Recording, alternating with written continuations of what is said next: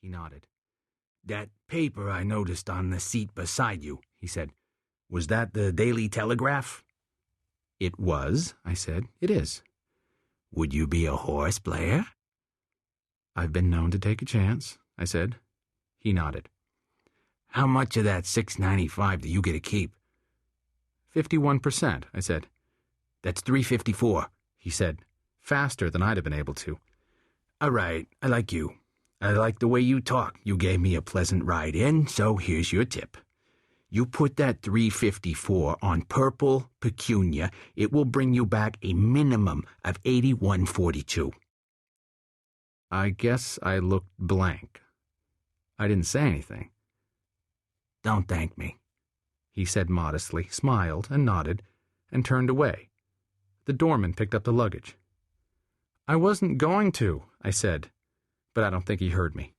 It happens every once in a while. You get beaten out of a tip for one reason or another, and my philosophy is you have to be philosophical about it. It also happens every once in a while you get a really big tipper, so it all evens out.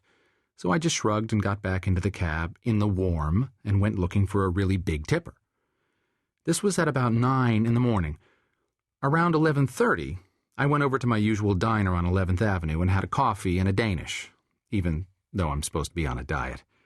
Sitting in a cab all the time, there's a tendency to spread a little, so every once in a while I try to take off a few pounds. But after a while, you begin to get hungry. You don't want to take the time for a whole meal, so you stop for a quick coffee and a Danish. It's only natural. Anyway, I brought the paper in with me and looked it over, and my eye got caught by this horse, Purple Pecunia, the one I got stiff-tipped on. I thought he'd said petunia, like the flower, but it was pecunia, which was peculiar. He was running down in Florida, and judging from past performance, he'd be lucky to finish the race the same day he started. Some hot tip. But then I got to thinking about it, and I remembered how the guy had been friendly all the way into town, how he obviously had money, and how fast he'd been at figuring my 51% of the meter, and I wondered if maybe I should listen to him after all. I remembered the numbers. 354 was my percent, and 81.42 was what he'd said I would make if I bet that amount. At least 81.42. I did some long division on the margin of the Telegraph, and it came out at exactly 22-1, to the penny. A man who can do numbers that fast in his head, I told myself, has got to know what he's talking about. Besides, he was obviously not hurting for money, and further besides, what was the point in giving me a bum steer? If there's one thing a horse player or any other kind of player learns early in his career, it is this. Play your hunches. Get a hunch, bet a bunch. That's what the poker players say. And all of a sudden, I had a hunch.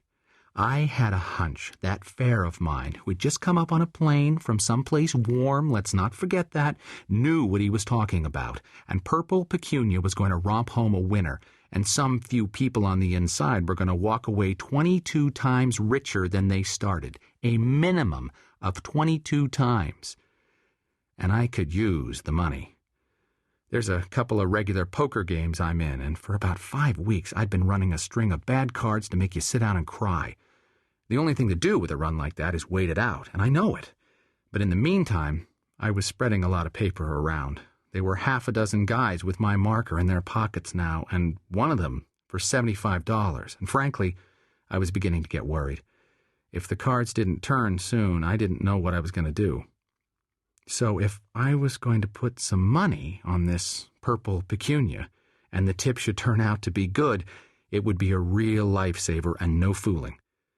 The only question was, how much did I want to risk? Just in case. It seemed to me I should leave that up to Tommy. Tommy McKay, my book. I was going to have to do it on credit anyway, so I might just as well go as steep as he'd let me. I finished the coffee in Danish, paid my check, and went to one of the phone booths in the back.